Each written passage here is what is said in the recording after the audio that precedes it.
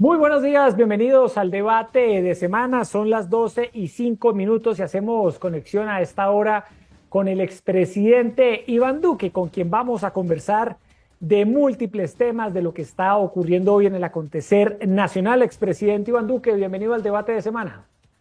Muchísimas gracias, Yacine. Un saludo muy especial para usted, para Jairo y para toda la audiencia de semana. Bueno, expresidente Duque, hay muchos temas. Vamos a ir abordando cada tema y empecemos con el tema de la salud. Lo que está pasando con el sector salud, con la escasez de medicamentos o este desabastecimiento fruto de una crisis financiera de los gestores. ¿Cómo está viendo usted este problema? ¿De quién es la responsabilidad de lo que está ocurriendo hoy en materia de medicamentos, expresidente Duque? Bueno, yo creo que lo primero que hay que recordar, Yacine, es que el gobierno puso en marcha el famoso chu, que es la destrucción del sistema de salud, el colapso del sistema de salud. ¿Por qué? Porque el gobierno ha tratado de llegar con una agenda populista, estatizadora, intervencionista y demagógica para acabar con la participación privada. Entonces, indujeron una crisis donde dejaron de girarle los recursos a las EPS, las colapsaron financieramente, las intervinieron para volverlas cajeros automáticos del gobierno y empezaron a afectar los flujos de recursos a la red hospitalaria, a los proveedores y por ende también al suministro de medicamentos. Entonces lo que tenemos hoy es un sistema de salud colapsado, es filas y colas interminables para personas vulnerables en todo el territorio nacional, es escasez de medicamentos y por supuesto es la aniquilación financiera del sistema. Presidente, cuando se estalla toda esta polémica y vemos lo grave que está sucediendo en las calles con los pacientes, que finalmente son miles, y esto nos duele absolutamente a todos, el presidente Gustavo Petro sale durísimo a criticarlo, mucha gente, entre ellos a usted, y habla de un supuesto oligopolio que creó Duque, dice el presidente Gustavo Petro. ¿Usted qué dice, presidente? Usted sabe que una de las características de este gobierno es tapar su mediocridad siempre lanzando ataques hacia atrás. Y resulta que ya vamos a llegar casi a 3 años de gobierno. Ya hemos visto cómo afectaron a las EPS, las cadenas de suministro, la red hospitalaria y ahora la provisión de medicamentos. Entonces, ellos no pueden en este momento eludir la responsabilidad de haber de manera deliberada destruido el sistema. Claro que el sistema de salud en Colombia siempre es sujeto de mejorarse, perfeccionarse, etcétera, etcétera. Pero recordemos que en el gobierno nuestro tuvimos que enfrentar la peor crisis de salud pública de más de 100 años y logramos que el país vacunara de manera eficaz, logramos que el país triplicara o cuadruplicara todas las unidades de cuidado intensivo, logramos sacar adelante la ley del residente, logramos poner en marcha la ley de punto final para pagar deudas anteriores al año 2018, logramos también la construcción de hospitales en distintos lugares del territorio nacional y fuimos rankeados como número 1 en América Latina y el Caribe en el índice de resiliencia frente a la pandemia publicado por Bloomberg. Y entonces, cuando uno ve esos resultados y se da cuenta de lo que han hecho ahora, lo que han hecho es de manera prácticamente deliberada atacar la participación privada y nosotros en nuestro gobierno cerramos EPS malas, pero trasladamos los usuarios hacia las de mejor calidad. Aquí lo que estamos viendo es el deseo de intervenirlas, nacionalizarlas por la puerta de atrás y que apoderarse de los recursos. Y frente a lo que señala del tal oligopolio, pues esa es otra de las películas de ciencia ficción que lanzan desde todas estas puestas en escena narcisistas y de monólogos cada 8 días, y lo que han tratado es de señalar que a través de un contrato de sanidad de la policía y sanidad del ejército, que se hizo a través de un convenio marco con Colombia Compra Eficiente, se creó un supuesto oligopolio. Falso. Se hizo un convenio marco para buscar mejores precios de conformidad con la ley. Y ese convenio marco se aprobó en el gobierno nuestro, lo informamos a través de las comisiones de empalme, lo hizo el ministro Molano y su equipo, y las primeras órdenes de compra se produjeron en febrero del año 2023. Es decir, el gobierno actual mantuvo lo que estaba señalado en ese convenio marco y siguieron con la compra y provisión de medicamentos que vale la pena también decirlo, ha sido eficaz y no ha quedado nadie por fuera ni haciendo colas para en el marco de ese contrato recibir los medicamentos. Sí, expresidente Iván Duque, haciendo esta claridad con el tema de los medicamentos, ¿usted hacia dónde ve el modelo de salud en este año largo que le queda a Petro en el poder? ¿Qué es lo que más le preocupa de lo que está pasando? ¿Y qué desafío va a recibir el nuevo presidente o la nueva presidenta el 7 de agosto del 2026? ¿Cómo va a encontrar el sector? Pues déjeme decirle esto de una forma muy clara, Yesid.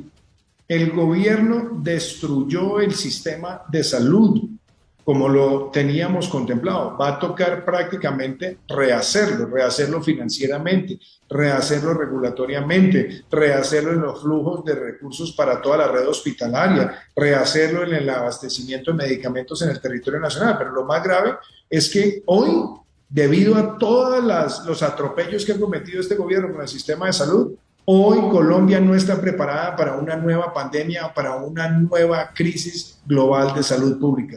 Ese es el legado que está dejando este gobierno, un sistema de salud colapsado, desfinanciado, quebrado y adicionalmente sin capacidad de proveer medicamentos y de brindar una atención generalizada si es que el sistema lo demanda.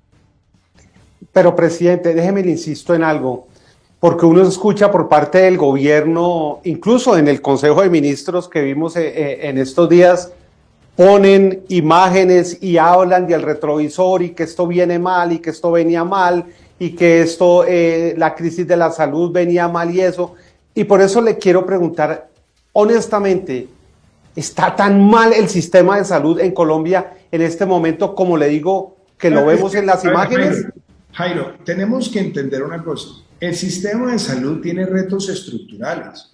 Acuérdese que el sistema de salud tiene un régimen contributivo que se nutre de recursos de todos los empleos o los trabajadores formales que aportan a la seguridad, y existe un régimen subsidiado que es para la población más vulnerable.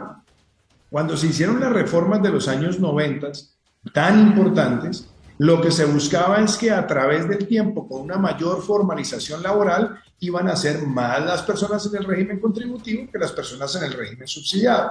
Eso desafortunadamente no pasó, con todo y que la cobertura aumentó en el país a niveles de más del 99%. Pero al tener más personas en el régimen subsidiado que en el régimen contributivo, siempre se había generado una especie de hueco financiero estructural que se iba llenando, que se iba resolviendo.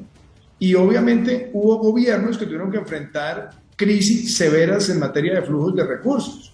Le tocó enfrentarlo al expresidente Uribe, le tocó enfrentarlo a mi antecesor. Y por supuesto, una de las propuestas de campaña que nosotros hicimos fue la de sacar adelante una ley de punto final que pudiera saldar las deudas históricas que existían para el año 2018, que superaban los 5 billones de pesos. Y de hecho, nosotros pusimos eso en marcha y varios líderes del sector de la salud han reconocido la importancia que eso brindó para poder garantizar que los aseguradores le pagaran a la red hospitalaria y por ende a toda la cadena. Obviamente, la pandemia nos trajo un reto enorme, pero en la pandemia demostramos que nadie se quedó por fuera de ser atendido, que logramos triplicar las unidades de cuidado intensivo y dejamos un sistema de salud fortalecido. Y lo que ha pasado en estos 3 años ha sido el deseo de acabar las EPS y como no lo pudieron hacer por la vía legal, empezaron a incumplir los pagos que tenía que hacer el ADRES y por ende ¿Y cómo sería esa pandemia en el gobierno de Petro? ¿Cómo yo hubiera sido? Preguntarle eso, presidente Iván Duque. Mucha gente valora la gestión de su gobierno, Jairo, al enfrentar la pandemia, una emergencia sanitaria que se convirtió en un desafío no solo para Duque, sino para todos los presidentes, Jairo, en todo el mundo. Y ya que estamos hablando acá del tema de la salud y a Duque le tocó lidiar con la pandemia y estamos hablando de cómo está hoy el sistema, quiero hacerle esa pregunta, expresidente Iván Duque. La pandemia en manos de Gustavo Petro, a usted que le tocó enfrentarla, ¿cómo sería? No, pues hubiera sido un desastre, porque primero yo nunca puse agendas ideológicas para gestionar ningún sector. Lo hacíamos con tecnocracia, con gerencia pública, con evidencia y tomando también decisiones basadas en la ciencia. Eso nos permitió a nosotros ser exitosos enfrentando la pandemia. Aquí hay un presidente que siempre ha querido acabar la red de aseguramiento privada. Entonces imagínense lo que hubiera sido. Hubieran aprovechado la emergencia para nacionalizar la economía, para intervenir la economía, para intervenir la red hospitalaria y para gestionar la pandemia con criterios políticos y electorales. Es decir, hubiera sido un colapso, pero le voy a decir otra cosa que sí. Nosotros cerramos el año 2019 con un superávit fiscal primario, el menor déficit fiscal desde que existía la regla fiscal, y habíamos logrado duplicar el crecimiento económico frente a lo que heredamos en el año 2018. Y nos tocó en el 2020 aumentar el déficit, aumentar el endeudamiento, como lo hicieron la gran mayoría de países del mundo para enfrentar una tragedia de esa naturaleza. Pues resulta que hoy el déficit fiscal es más grande que en el 2020, sin pandemia. Y hoy el nivel de deuda es más grande que en el 2020, sin pandemia. Lo cual quiere decir que hoy tenemos una pandemia en el gobierno nacional que está llevando a una situación de debilitamiento de las finanzas públicas, que nos tocó hacerlo en el manejo de la pandemia para poder garantizar la protección de la red de seguridad social, pero teniendo una agenda de reactivación que nos dejó en el 2021 el año de mayor crecimiento económico de nuestra historia, y lo propio hasta agosto del año 2022. Aquí lo que estamos viendo es cómo un gobierno lleno de prejuicios ideológicos destruye la salud, espanta la inversión y debilita nuestra economía. Expresidente, ¿y usted cree que hay algo intencional con el querer posiblemente de acabar con el sistema de salud en el país y estatizar y buscar estatizar el servicio al 100%? Es que todos los gobiernos que se han regido por los paradigmas del socialismo del siglo XXI buscan acabar la participación de los privados en las actividades económicas y sociales. Eso es una característica del socialismo del siglo XXI. Entonces, claramente el interés que han tenido es el de colapsar el sistema para tratar de reconstruirlo a la fuerza bajo los prejuicios ideológicos que tiene el actual gobierno.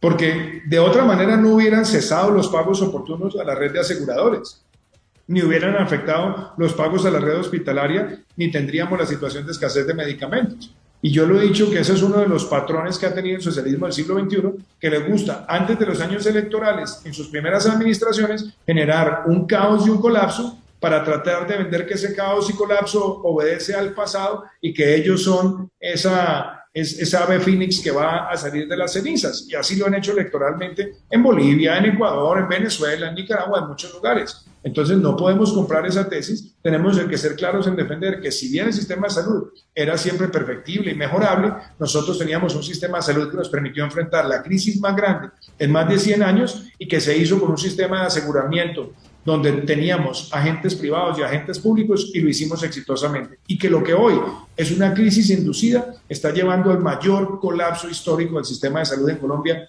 en por lo menos más de 4 o 5 décadas.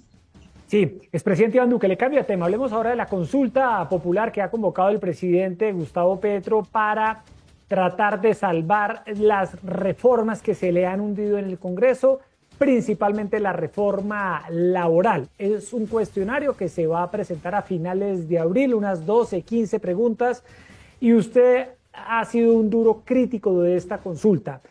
¿Hay que votar por el no? ¿Hay que abstenerse?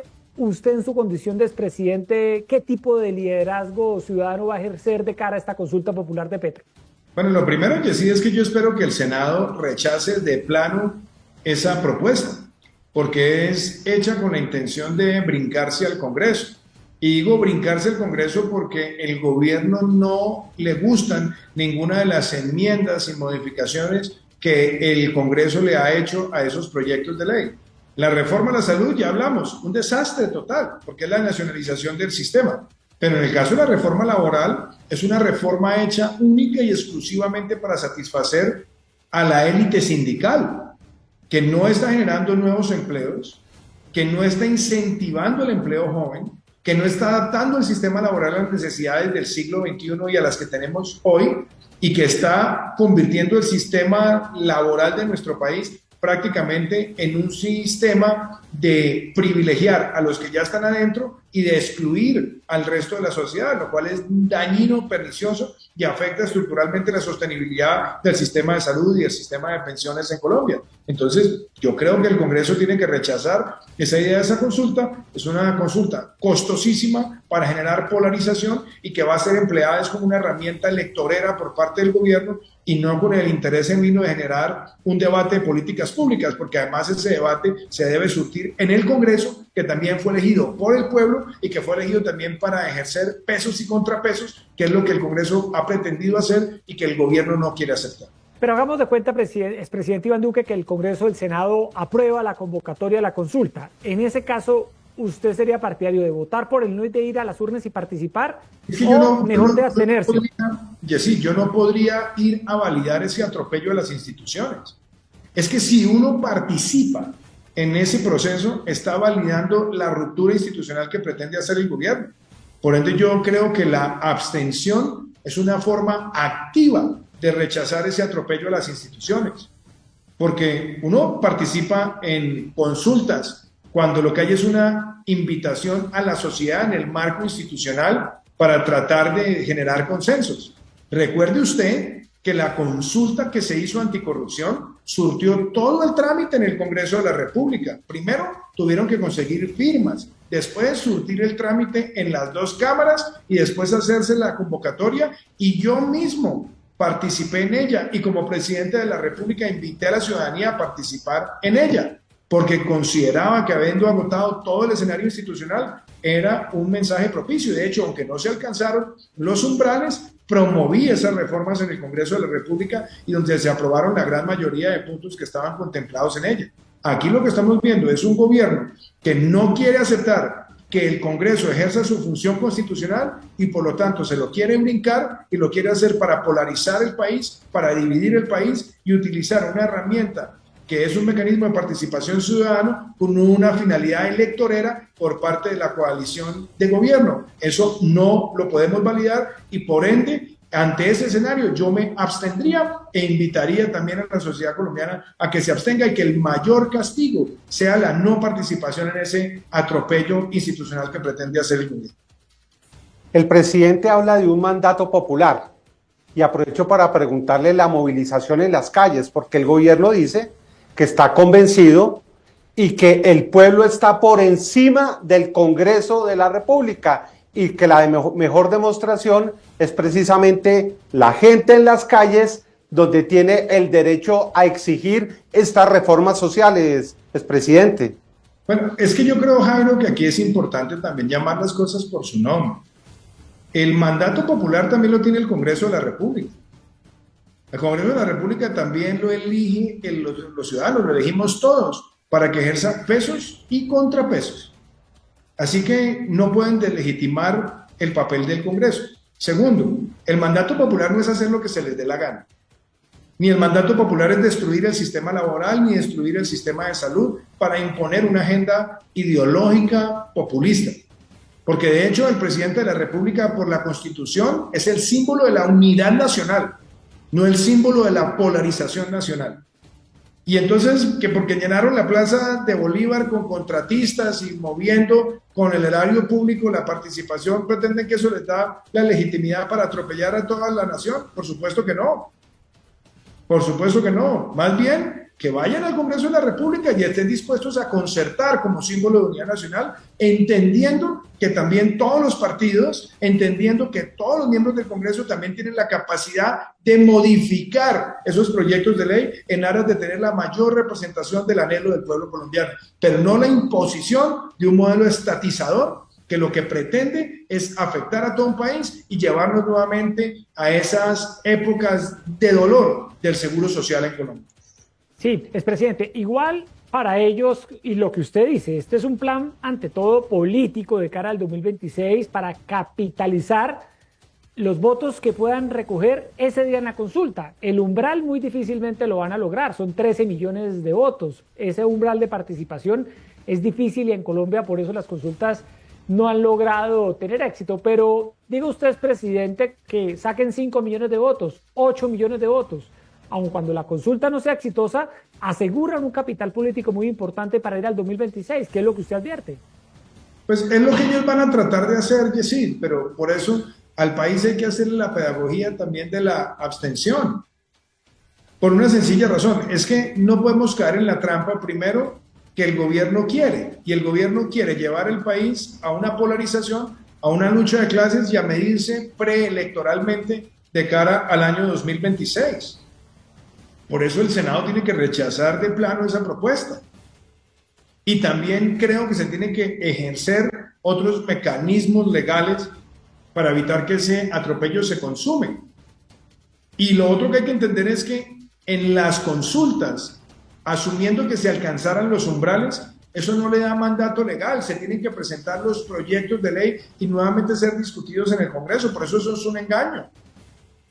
Ahora, si el gobierno lo que quiere es hacer una reforma legal por la vía de la participación ciudadana, entonces tendría que presentar ahí una figura plebiscitaria o refrendatoria, y en ese caso tendrían que agotarse las deliberaciones una vez más en el Congreso de la República. ¿Y por qué no lo quiere hacer? Porque no se quiere someter a que el Congreso de la República pueda ejercer la capacidad constitucional de hacer las modificaciones pertinentes pensando en el interés colectivo del pueblo colombiano. Por eso es una trampa, no podemos caer en la trampa. Invito a que el Senado de la República sea firme, no permita esa aprobación, y si es que el gobierno llega a presionar por vías no santas para que eso se apruebe, pues tenemos que abstenernos. Y yo creo que lo que debemos demostrar es que la gran mayoría de los colombianos estamos en desacuerdo con este gobierno, y que esa mayoría que se abstenga se va a hacer presente en las urnas en el 2026 para elegir una verdadera alianza nacional. ¿Qué hay detrás de todo esto? ¿Usted qué cree, presidente? ¿Cuál es el verdadero motivo detrás de esta consulta popular? Porque usted también fue senador y presidente de la República, y hubo muchos proyectos que usted en su gobierno, el Congreso le aprobó, pero también otros que no le aprobaron. Yo creo en la democracia, Jairo, pero además le voy a decir una cosa: cuando yo fui senador de oposición, pero como senador de oposición también fui ponente de proyectos de iniciativa gubernamental que le servían al país, y también saqué adelante desde la oposición más de 7 proyectos de ley de mi autoría, donde logré mayorías aún así de los partidos de gobierno de ese entonces. Esa es la democracia. La democracia es la capacidad de generar consensos, la capacidad de debatir, la capacidad de concertar. Entonces, claramente aquí lo que se quiere es obviar el proceso donde el Congreso pueda hacer las modificaciones. Yo saqué más del 80% de las iniciativas que presenté al Congreso. Hubo otras que el Congreso las rechazó y lo asumí, las volví a presentar en algunos casos, en otros casos sencillamente entendí cuál era la voluntad y la realidad política en el Congreso, y eso es ser demócrata. Pero uno no puede estar empleando las herramientas constitucionales para bypassear las instituciones, porque estaría agrediendo los ejes axiales de la Constitución. Las consultas tienen que también garantizar ese consenso entre legislativo y ejecutivo para que les dé insumos de la ciudadanía. Pero aquí claramente estamos hablando de iniciativas que se han presentado y que por malas han sido rechazadas o no han tenido la posibilidad de garantizar las mayorías, o que por el contrario han sido modificadas de manera estructural por el Congreso. Eso es lo que el gobierno pretende: bypassear el Congreso, polarizar el país, llevarnos a una lucha de división, y por esa vía utilizar ese capital político de cara al año 2026. Por eso tiene que ser rechazado. Sí, expresidente Iván Duque, ¿se ha visto los consejos de ministros de Petro? ¿Los ha visto por RTBC o por los canales privados? Yo la verdad es que a mí los programas de humor no me gustan tanto, entonces, o por lo menos de mal humor. Entonces trato siempre de ver otras alternativas, entre otras cosas porque creo que el poder presidencial no puede utilizarse para abusar del derecho de los ciudadanos de acceder a los medios de comunicación. El tratar de imponer y capturar los espacios de la agenda televisada, sobre todo los horarios AAA, pues es un abuso. No solamente es un abuso ante el sector privado, los canales, sino es un abuso de la ciudadanía, que también tiene su programación y que quiere ejercer la libertad de escoger dentro de esa programación. Claro, expresidente Iván Duque, y entonces Petro ha dicho, bueno, pero ¿por qué no le dicen nada a Duque, que tuvo el programa, Jairo, de prevención y acción en medio de la pandemia? Dice Petro, me critican a mí porque hago estos consejos de ministros y los transmito, pero que no dijeron nada cuando Duque no transmitía prevención y acción. Y yo creo que hay unas grandes diferencias. Expresidente Iván Duque, quisiera que usted respondiera puntualmente a eso. ¿Por qué los consejos de ministros? Esa es una muy buena pregunta, Yesid, porque sí, estábamos enfrentando una pandemia por primera vez en 100 años y por primera vez desde que tenemos medios públicos de comunicación en nuestro país. Porque el presidente Marco Fidel Suárez, que le tocó enfrentar la peste española, no tenía esa capacidad. Y nosotros lo hicimos en ese contexto y, ojo, lo hicimos de la mano con los canales de televisión. No solamente lo hablamos con Asomedios. Yo recuerdo mis conversaciones con el doctor Tulio Ángel, recuerdo mis conversaciones con los presidentes de los canales donde explicamos que este era un vehículo de información. Entonces, por eso se utilizó un horario de 6 a 7, que no intervenía en los horarios AAA, que se utilizaba para dar información pública y veraz, que no eran un monólogo narcisista del presidente de la República, que tenía invitados a personal médico, a personal científico, también a todas las instituciones que estaban respondiendo a los distintos desafíos de esa pandemia, y así se hizo. Entonces son totalmente distintos. Ahora, si el gobierno lo que pretende es invadir la programación, y lo quiere hacer de esa manera tan abrupta, pues está afectando los derechos de los ciudadanos y está afectando también a los canales de televisión. Ahora, si el gobierno quiere utilizar Señal Colombia para transmitirlo, lo puede hacer a través de los medios públicos o inclusive, pues, dado el nivel de audiencia que suscitan, pues podrían de pronto también de llegar a un acuerdo con los canales para ponerlo bien tarde en la noche para las personas que no se pueden dormir o que compitan con los espacios de televentas. Pero tratar de intervenir en la libertad de los ciudadanos y en el funcionamiento de los canales es un abuso de poder a todas luces. Oiga, Jairo, pero venga, es que me quedó la pregunta, Jairo, qué pena, es presidente Iván Duque, pero usted ha dicho que los programas, los consejos de ministros televisados son programas de mal humor. ¿Cómo así? Profundicemos en detalle sobre ese calificativo que es muy... ¿A qué se refiere? Negativo. Sí, claro. Bueno, pues es que yo creo que los monólogos son de mal humor, los monólogos narcisistas son de mal humor y sobre todo pues es muy triste ver a todo un gobierno echándose cuchillo en televisión. Entonces creo que eso es algo que también a la gente la indigna. Por eso me parece que son de mal humor. Ahora, de nuevo se lo digo, yo creo que la pregunta es ¿cuántos ciudadanos en Colombia realmente van a aguantar esos abusos? Y creo que esto claramente afecta las libertades de los ciudadanos porque las alocuciones presidenciales deben ser utilizadas para temas de interés nacional en situaciones que así lo ameriten. Por eso yo creo que el uso de las alocuciones no es el adecuado. Y segundo, cuando usted hace el comparativo con lo que fue enfrentar la pandemia, estamos enfrentando una emergencia sanitaria en una época que hay que recordar que sí, donde por primera vez en la historia de Colombia, para enfrentar semejante amenaza, tuvimos que decretar un aislamiento preventivo obligatorio que tenía que ejercer medidas que debían comunicarse de manera permanente para generar la suficiente pedagogía a la ciudadanía. Expresidente, déjeme ir un poco más allá en esos consejos de ministros, porque pues hasta ahora los estamos viendo, porque antes eran privados. No sé si usted está de acuerdo en que se hagan públicos, pero el presidente de la República, es decir, como usted lo califica, ¿se convierte eso en un monólogo? ¿Eso es así? Yo creo que así parece. Si usted se da cuenta, mire cuánto tiempo duran las intervenciones del presidente versus las del gabinete. Pero además le voy a decir otra cosa, Jairo. Durante mi gobierno, en los fines de semana, a través de los medios públicos, particularmente a través de RTBC y algunos canales institucionales, nosotros transmitíamos todos los talleres Construyendo País, donde íbamos con todo el gabinete, estábamos con las autoridades locales y se utilizaron de esa manera. Inclusive en el gobierno del expresidente Álvaro Uribe, usted recordará que todos los consejos comunitarios se transmitían los fines de semana sábados a través de los medios públicos. Utilicen los medios públicos y que ahí sí puedan demostrar si son capaces de quitarle la audiencia a las telenovelas o a los noticieros en lugar de tener que someter a todo el pueblo nacional a esa tortura.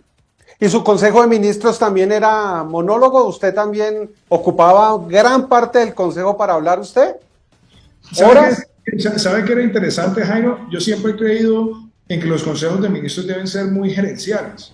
Y normalmente siempre los consejos de ministros teníamos una agenda para ser agotada. Teníamos puntos de información, puntos de decisión, o si teníamos que ejercer una gran deliberación sobre algún tema. Entonces, siempre el secretario del Consejo de Ministros leía la agenda, leía el tiempo que debíamos destinarle a cada aspecto, y los consejos de ministros tienen dos tipos de finalidad. Cuando hay temas de amplia discusión, el presidente de la República, por lo general, lo que debe buscar es escuchar a todo su gabinete, a todos los miembros de ese consejo para que sus opiniones se exterioricen, también el presidente fijar una posición y también, como se dice coloquialmente, tirar línea.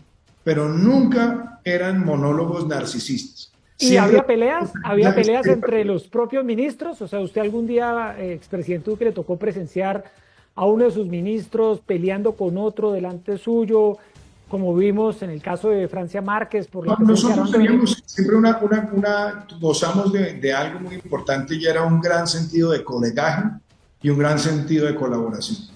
Sí podía haber posiciones diferentes frente a temas, pero justamente lo que se busca es una deliberación respetuosa. No eran una sesión de quejas y reclamos, ni mucho menos eran una situación donde afloraban los puñales para de manera trapera atacarse entre los colegas. Siempre buscamos tener un sentido gerencial y, por supuesto, la figura de los consejos de ministros que tienen reserva legal es justamente para que esas deliberaciones, que pueden tener opiniones coyunturales, opiniones frente a distintos temas, queden así para ser evaluadas por la historia, pero no para tratar de ventilarlos como si se tratara de un reality, y mucho menos un reality donde se tenga que posar por parte del presidente a través de monólogos narcisistas, tratar de generar la falsa condición de que tiene control sobre el gobierno. Sí, expresidente Duque, quiero que hablemos ahora de la paz total y particularmente sobre ese proceso con el ELN. Usted, recuerdo muy bien, en el 2019, luego del atentado contra la Escuela General Santander, usted levantó por completo la mesa de diálogos con el ELN, impuso condiciones y en su gobierno no hubo diálogo con el ELN. Petro prometió firmar la paz y desmovilizar al ELN en 3 meses. Ya vamos para el 3er año del gobierno Petro y el ELN no solo sigue actuando en diferentes regiones del país, sino luce más fuerte, luce controlando por completo regiones enteras de Colombia. ¿Qué decir de lo que está pasando en el Catatumbo? Fracasó la paz. A mí me parece primero que todo, Yesid, grave que ayer en un programa de televisión hayamos visto a miembros del ELN decir que hicieron campaña por el presidente y decir que además se sienten defraudados. Entonces, si se sienten defraudados, debe ser porque algo que les prometieron no les dieron, que también sería interesante saberlo. Y yo creo que esa propuesta de acabar con el ELN en 3 meses es justamente porque algo de promesas tenía que haber. Entonces, aquí no podemos llamarnos engaños. El gobierno tiene una actitud connivente con el ELN. Fíjense la intensidad de los operativos, cómo han bajado, fíjense también esos corredores limítrofes, cómo se han abierto, con la connivencia también del gobierno dictatorial y narcodictatorial de Nicolás Maduro en Venezuela. Y miremos también que ellos siempre se han burlado históricamente del pueblo colombiano.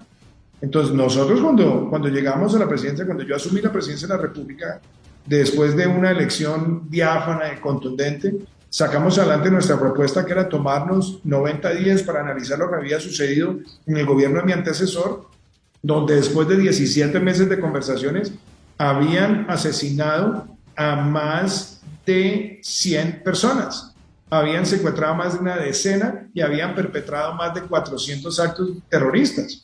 Y después vino el carro bomba de la Escuela General Santander. Entonces, sencillamente se acabó la guachafita y enfrentamos esas estructuras.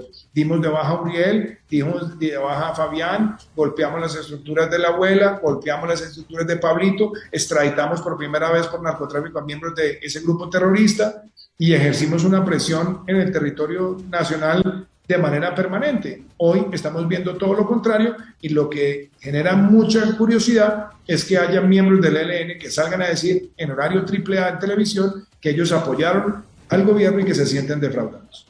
Pues muy rápidamente el presidente Gustavo Petro salió y les contestó, y lo que está diciendo es que él no está buscando votos, sino que está buscando la paz, la que ustedes no entendieron refiriéndose a ese grupo criminal del ELN. ¿Qué opina, expresidente?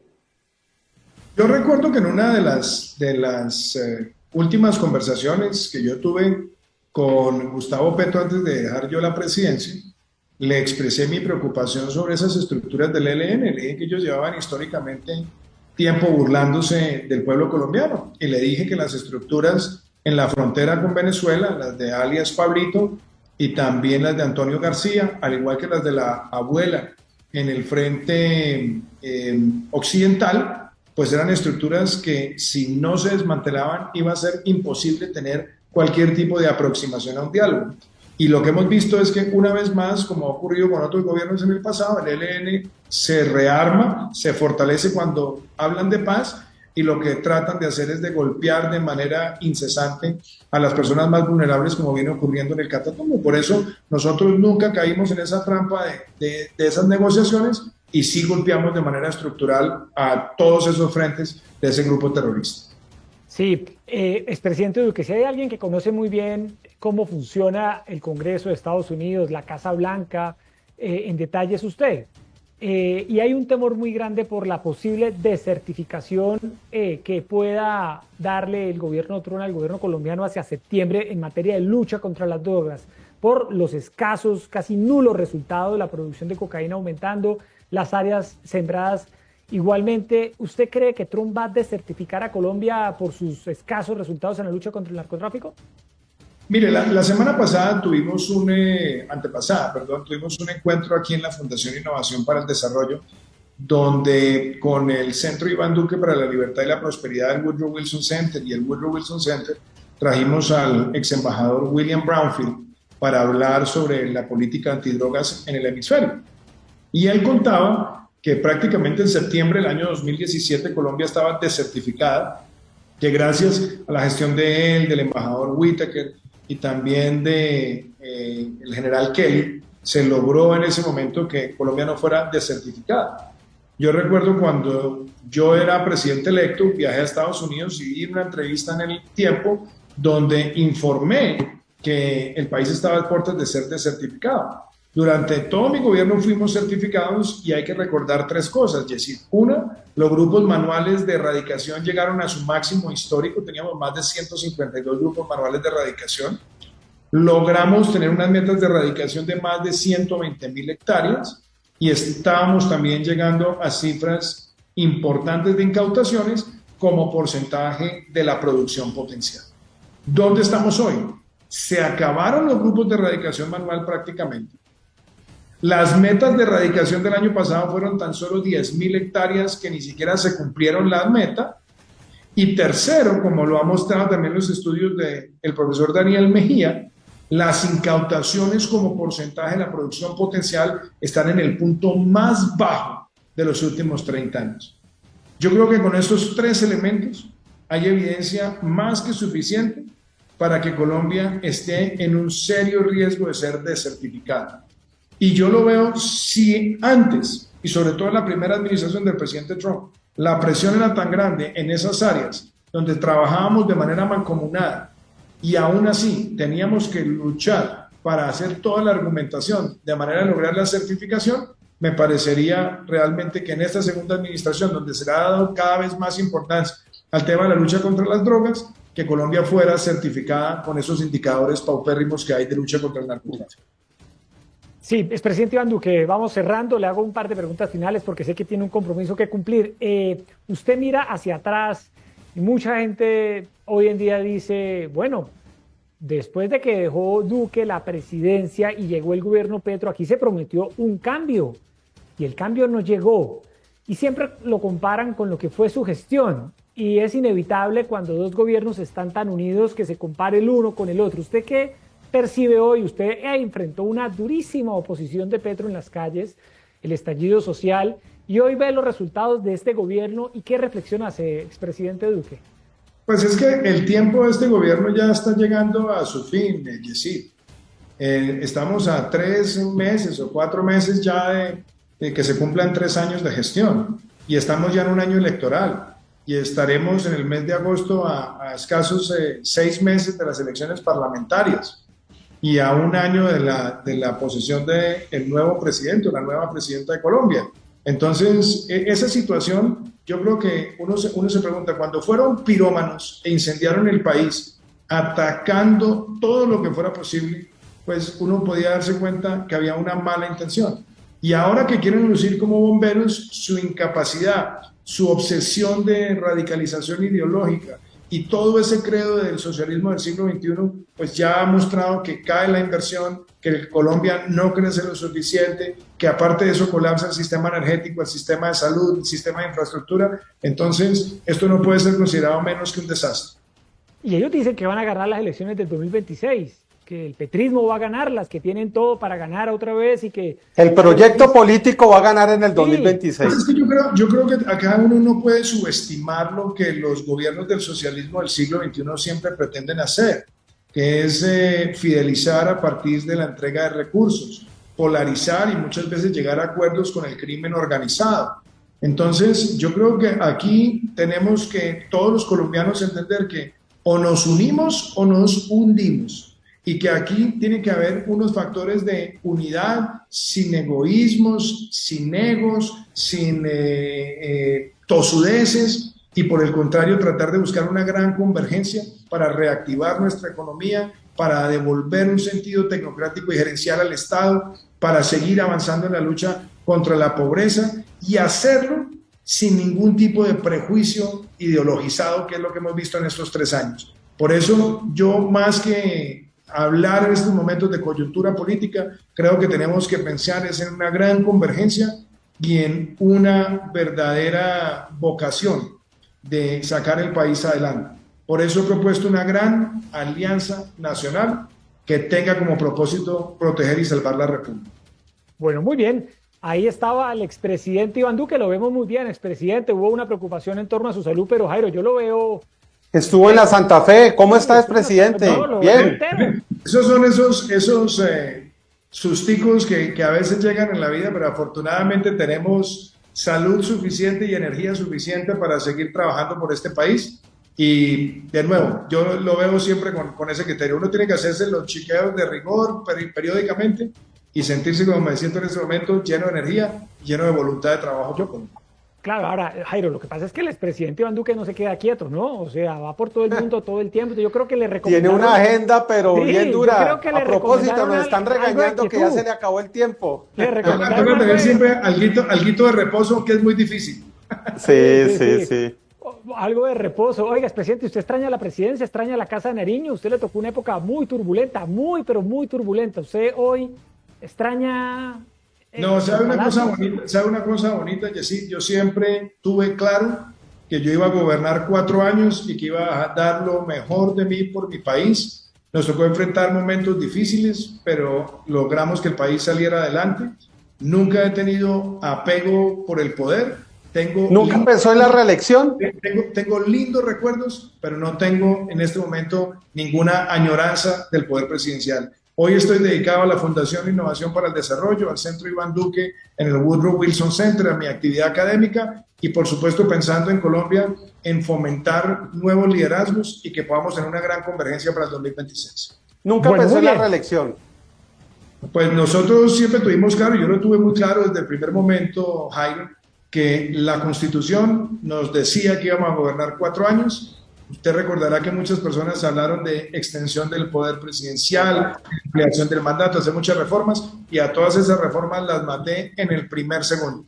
Hoy tenemos una Constitución que nos dice que hay que gobernar 4 años y así tenemos que respetar.